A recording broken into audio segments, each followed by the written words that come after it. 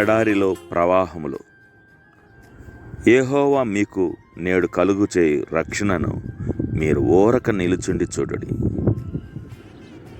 నిర్గమ 14:13.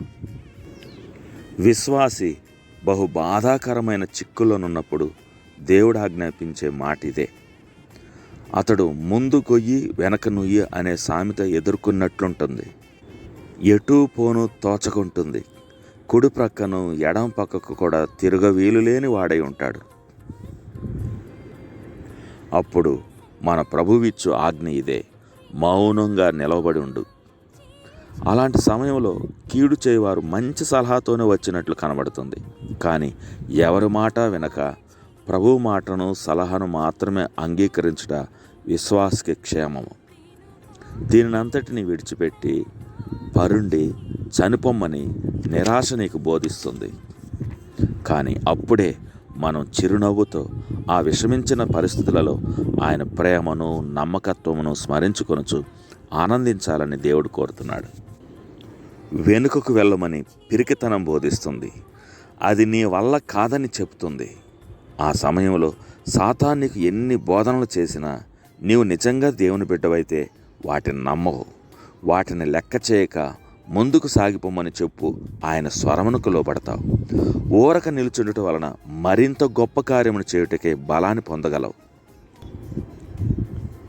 ఏదో ఒకటి చేయి, ప్రోత్సాహం తెచ్చుకో. ఊరకనే నిలుచుండుట సోమరితనం గాక మరింకొకటి కాదని తొందరపాటు నిన్ను త్రోయును. మనమేదో ఒకటి చేయకపోతే లాభం లేదని మనకు అనిపిస్తుంది.